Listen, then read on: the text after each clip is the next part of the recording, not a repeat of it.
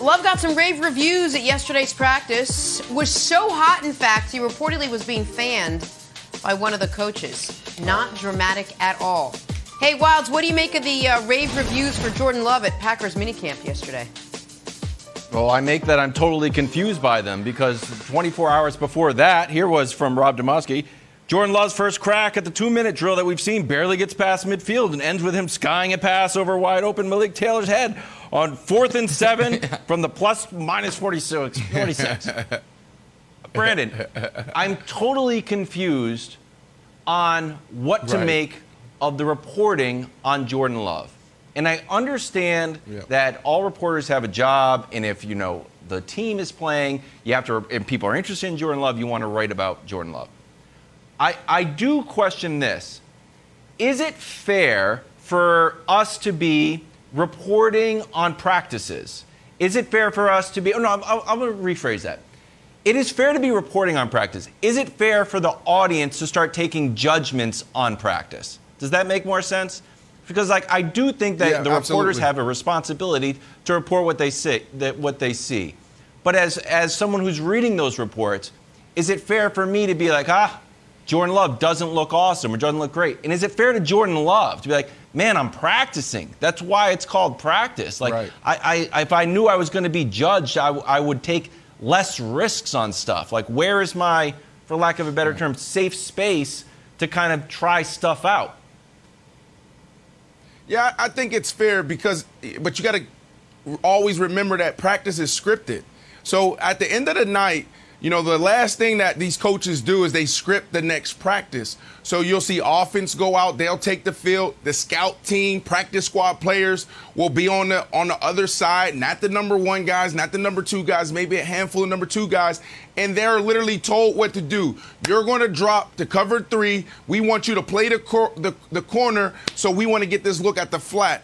And offensively, we are calling plays to beat that play. So that's why last year when you heard people saying, Jordan Love is not looking great at practice, that's why it was a big deal. Now, on the flip side of that, to show love, to be fair to Jordan Love, is when you're on the practice squad, right? So we got to know where it's coming from. Was he taking reps with the starters, or was he on the practice squad? Because if you're on the practice squad and you're lighting it up, then that means your defense is trash. If you're on the practice squad and you look bad, you can't take too much away from that, because on the sideline, you have all the defensive backs saying, okay, here's the next 4 plays. They're going to run this play, so I want you to drop here. You're going to drop there. So it's a lot of crap at practice because it's scripted. So you just have to know the circumstances. If they're on the practice squad, they're just practice dummies.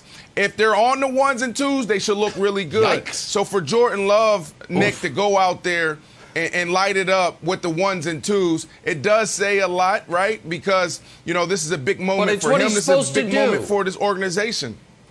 That's right. But this is, and you're being kind here, but listen, here's the way to evaluate NFL practice, having obviously never been a part of it, but I used to be one of the guys who had to be out there in the hot sun covering these interminable training camp and mini camps and charting plays. It was the worst job. That. So all the love to the people who got to do it. Oh, my God.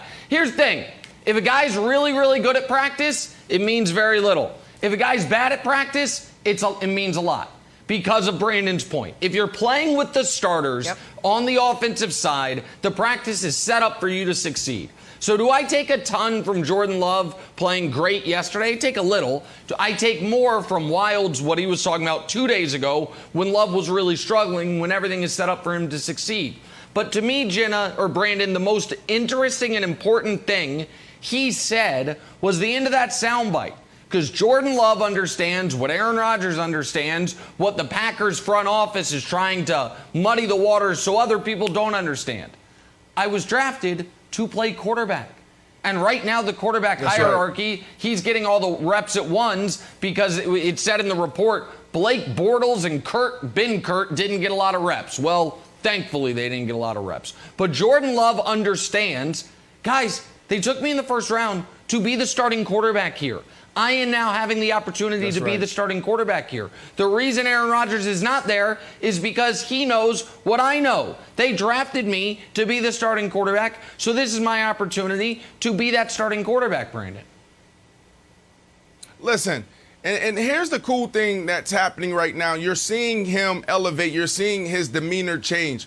One thing you know as a player, or you'll learn quickly, as soon as you get out the car in the parking lot, you're being evaluated. And as soon as you get back in the car after practice, after meetings, and you go back in the community, you're still being evaluated. There's fans and there's people in the community reporting back to the team saying, hey, this guy was great. This guy left an amazing team, treated me good. This guy wasn't good. So you have to understand that. So for Jordan Love, I say all that to say this. When you saw him in that press conference, look at his demeanor. Look at his body language. This is a guy that was a rookie last year now saying, this is my team. I don't know what's going on with Aaron Rodgers, but I got to do everything I can do right now to lead this team. Even in practice, the drills that he's going through, you see the pop. Look how quick the sense of urgency. You're always being evaluated as a professional athlete. This is a multi-billion-dollar industry, multi-million-dollar athletes, so everything counts. So when you get on that field, it matters, and you're seeing Jordan Love take things to a whole nother level. It's not his fault that he was drafted, so we can't continue to crush him. We just need to see who he's going to be moving forward, Jenna. Thanks for watching. Subscribe here to get the latest from the show. Also, be sure to check out more of the best clips from First Things First, or go watch a few segments from our other shows on FS1.